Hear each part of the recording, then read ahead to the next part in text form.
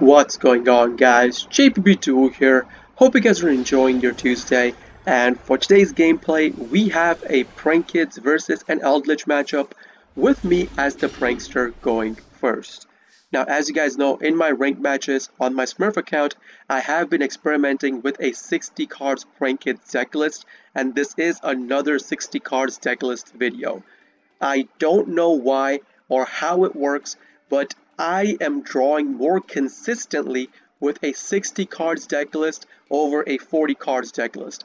And with the 60 cards, again, as you guys know, your opponent cannot grass you. Also, you run cards that do out your opponent's board as well with more than the amount of hand traps you need. And if you draw into them, and if you don't draw a combo starter card, Small World is there for you to be able to go into your combo starter card as well. With that out of the way, this deck list I have played for close to 6 hours on stream, 6 hours of gameplay time, and on my Smurf account within those 6 hours, I went from Diamond 4 to Diamond 2 with 2 games away from Diamond 1. That's how ridiculously consistent this deck was, and I still cannot believe it, but let's get on with today's gameplay. So as you guys saw, we did start with 2 different named Prankets combo starter cards. And when I'm going through my combo, my opponent does not hand trap me. Generally, when you do play in this meta nowadays, if you see your opponent is not hand trapping you, you might want to assume they are playing something that is a back row set. Could be Eldlich, could be Fluke players, could be some other back row set deck, could be a burn deck. So again, if I can, I do end up going into a 2-card full combo whenever I can if I do start with 2 different named Prankets combo starter cards in my hand.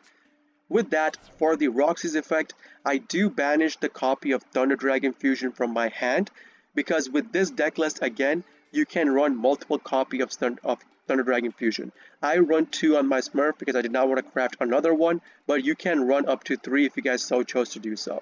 I would recommend running up to 3 copies of Thunder Dragon Fusion because it does come up pretty often, so that's up to you guys can do it. You guys can even run a variation of the Thunder Dragon engine in here as well. I will be uploading a decklist video for that if you guys want. Let me know in the comment section below if you guys do want it, and I'll upload a video about that. So with that, we have our 2 cards full combo. We go into our Bow Wow Bark. With the Bow Wow plus the Doodle Doo, we go into our Roaster. We're going to activate the Rocket Ride, fish out the Bow Wow plus the Doodle Doo. We're going to activate Doodle Doo, fish out the Pandemonium plus a card we require for the Butler combo into our hand. Now in this specific scenario, I did start with pranks in my hand, so I do not need to add back a card. I do not need to add back a card that goes into the Butler combo.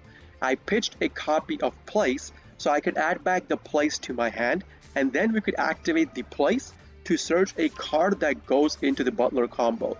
So this way, when our Butler does come on the field, it gets a boost of 500 attack. All our monsters get boosted up for a 500 attack once the Prankets Place does activate.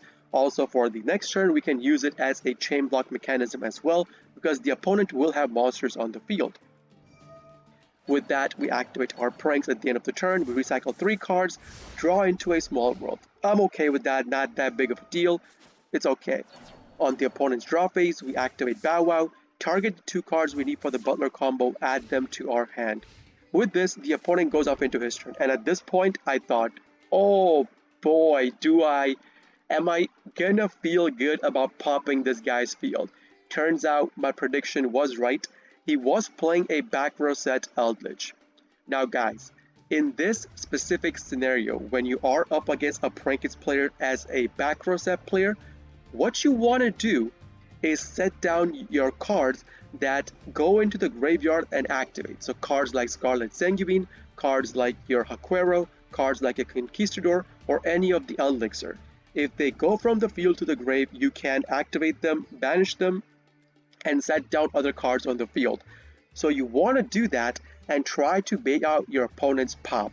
Once you do that, first pop is gone. Of course, there is going to be another pop coming up afterwards, but you show your opponent which cards you're setting down, and you end your turn. Once you end your turn, your opponent, if they are on the roster, will pop your field again. because they would be worried about any floodgates that can come their way. So that way, you guys can bait out their pops. Afterwards, once the two pops are baited out, then you could set down all your crucial cards in your back row. That is the way you should play against a roaster's pop, especially in this meta. I mean, I know not a lot of people are playing Prank Kids, but that's how you usually want to play against them. Also, if you are playing Prank Kids, keep in mind this tactic. Your opponent can mind game you. So keep this in mind. If they do have like 2 or 3 cards in their hand, be wary. They could be waiting for your roaster pop and then set down those cards and then kill you next turn with those floodgates. So with that, obviously we are going to use the roaster's first pop to banish out the Meowmoo, and turns out the cards in his back row were the Aquero, the Scarlet Sanguine, plus a Goza match. Now, as I told you guys, these 2 cards set down would have been fine, because he could still activate those cards from the graveyard, set down more cards on the field. The Gozen match, however, putting that card face down in the beginning, big mistake. You want to save that card. It's a big floodgates that Prank Kids player cannot play through. So with that, this guy tried to end his turn. Obviously, we do go into our Pandemonium, we go off into our Butler. So with that, we get our graveyard activations, and obviously, the cards that do come on the field are going to be 2 copies of Dropsies, because we instantly want to go into our Totally Awesome once our turn does come about. We're going to chain block with the Prank's Place. Our monsters get a 500 attack boost, 1 Fansies plus 2 Dropsies incoming on the field. So there it is. With that, the opponent ends his turn. Then he gets his banishment cards from the graveyard. He banishes the Aquera plus the Scarlet. He's going to set down a Guardian plus another Scarlet Sanguine. So there's another Scarlet Sanguine, and the other card he's going to set down will be Guardian. Now this is pretty telegraphed, because he wants to prevent lethal from happening next turn. So he will not be going into a, let's say, a Aquero? No. Will he be going into a Conquistador? No. If he goes into Conquistador, we just pop his field, we're done with it. Because Conquistador, once it activates, we could just chain our Butler to it, that card is gone. So he wants to prevent lethal from going on. So he wants to target one monster on the field, make his attack go down to 0. That's why he's putting the Guardian on the field. With that, he ends his turn. Apparently, he did not have any other card in his hand that he could have set down. Now again, this could have been a bait. Keep in mind, guys, this could have been a bait. But since we know that he does not have any more floodgates on the field, we know what his 2 card set are. We are not worried about them. Guardian plus the Scarlet puts another Golden Lord on the field, but we could easily push past it and lethal our opponent. So I chose not to pop my roaster. Again, you can choose not to pop your roaster according to the situation. In this specific scenario, I knew what cards they were. I was not worried about them. I knew there were no floodgates. So I chose not to pop roaster, because if you pop roaster, the game is going to give your opponent another prompt. Your opponent did something before the turn ended. Do you want to continue your main phase 2? And if he hits yes, and then sets down more floodgates, you are done. Your turn is done. So I chose not to pop my opponent's field.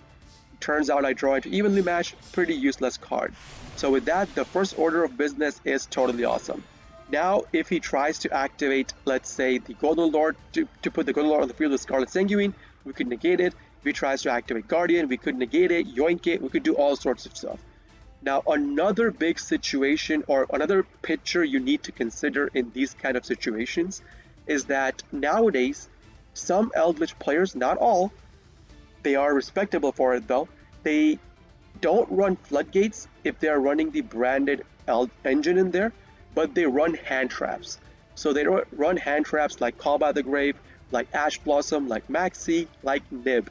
So I need to save this Totally Awesome in case this guy had a Nib in his hand. So I'm not counting the Totally Awesome towards the damage itself. I'm saying I'm going to count everything else on the field and see if I could lethal the opponent with those cards itself. Turns out I can't. So we activate the flag, we recycle Meowmoo, flag search for Corridor. We're going to activate Small World, we're going to pitch out the Drool from our hand, we're going to pitch the Ash from the deck. That is going to search us for our Fansies. Now if you guys are wondering, Jay, You already have Miamu back in your extra deck. Why are you searching for fancies? Let me tell you why. I do not want to go through the Miamu route. Precisely because in case the opponent has something, the Miamu does go into the grave, it's going to be pretty bad for us. So I use the Prank Kids Pranks, get a token by pitching the fancies that we search for. We go into our Doodle-Doo. Fancies Chainlink 1, Doodle-Doo Chainlink 2, we're going to chain block, search for Pandemonium, and then Fancies is going to pitch a place to the grave, special out a copy of Roxy's. We're going to use those two and go into Unicorn to force the Guardian to activate. I'm going to force my opponent to activate that card or he is going to lose that card. We're going to pitch the evenly match from our hand. The opponent does activate it and then he chainlinks his Elixir to that as well. Now over here we have an option. Do we want to totally awesome negate that or not? I chose not to again because I was trying to play around Nib. I have pushed way past 5 specials and if he has Nib, we would be cooked. So I'm saving my totally in case the opponent has a Nib. So with that, the Golden Lord comes in the field obviously in defense. Guardian targets my Roaster, makes the attack go down to 0, but the Unicorn's effect still goes through, it bounces out the Guardian.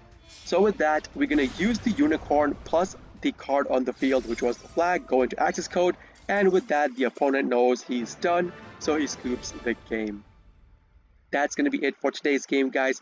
If you guys do enjoy this kind of videos, please consider hitting the like button, subbing to my channel for more daily Prank video uploads, and if you guys are interested in the live version of all of this, I do live stream on Twitch, twitch.tv/jpbduel. Link along with my schedule and a link to my Discord will be in the video description itself for you guys to check out. This is JPBduel signing off for today. I'll be seeing you all in the next video. Peace!